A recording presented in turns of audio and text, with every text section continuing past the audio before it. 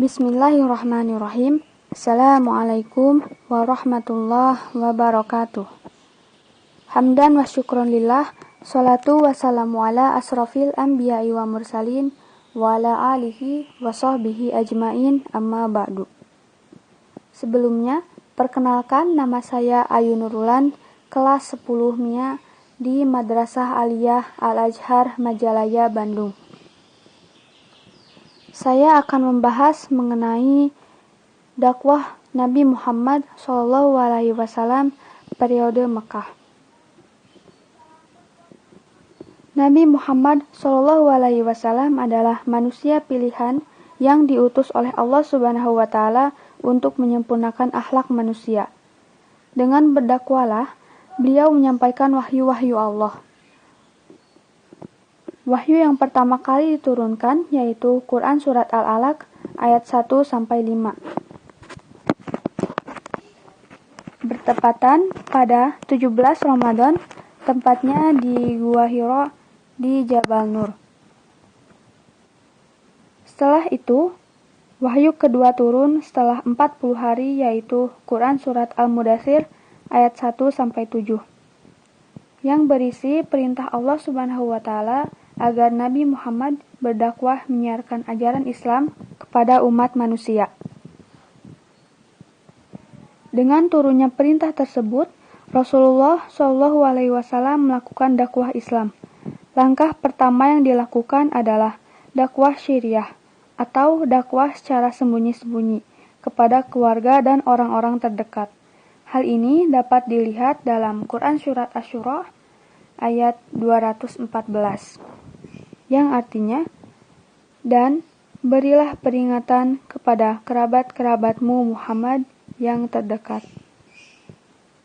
Karena itulah, orang yang pertama kali menerima dakwahnya adalah keluarga dan sahabat terdekat.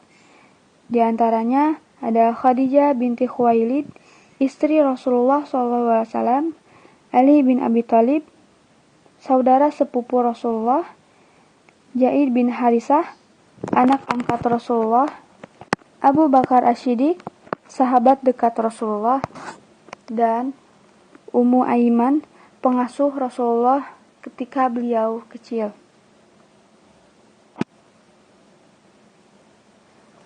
Selanjutnya, dakwah dilakukan secara jahriyah atau secara terang-terangan.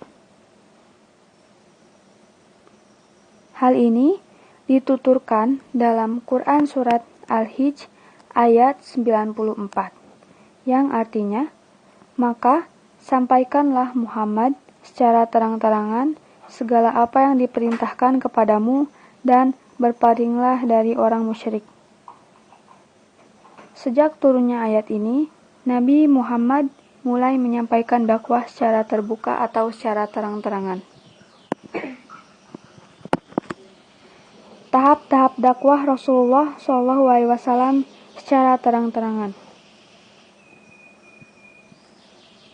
Yang pertama, beliau mengundang kaum kerabat keturunan dari Bani Hashim untuk menghadiri jamuan makan dan mengajak mereka agar masuk Islam. Yang kedua, Rasulullah SAW mengumpulkan para penduduk kota Makkah, terutama yang berada dan bertempat tinggal di sekitar Ka'bah untuk berkumpul di Bukit Safa. Kemudian, pada dakwah jahriyah ini, Nabi Muhammad menyerukan kepada segenap lapisan masyarakat dan mengenai tentang Abu Lahab.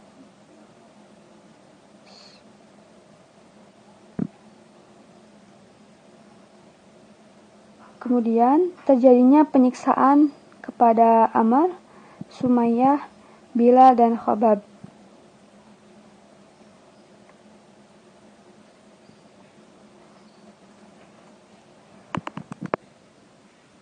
Periode Makkah ini berlangsung selama 12 tahun, 5 bulan, 13 hari, dihitung pada 18 Ramadan sampai 1 Rabiul Awal. Dakwah secara terang-terangan juga telah menyatakan dari masuk Islam dari kalangan kaum kafir Quraisy.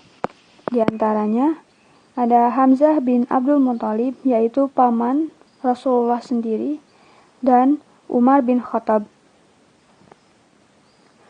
Rasulullah SAW pun menyampaikan seruan dakwahnya kepada para penduduk di luar kota Makkah. Yang masuk Islam di antaranya ada Abu Dzar al-Ghifari, seorang tokoh dari kaum Ghifar. Ada Tufail bin Amr ad-Dausi, seorang penyair terpandang dari kaum Daus. Sekian penjelasan dari saya. Mohon maaf atas segala kekurangannya. Terima kasih. Akhirul kalam. Wassalamualaikum warahmatullahi wabarakatuh.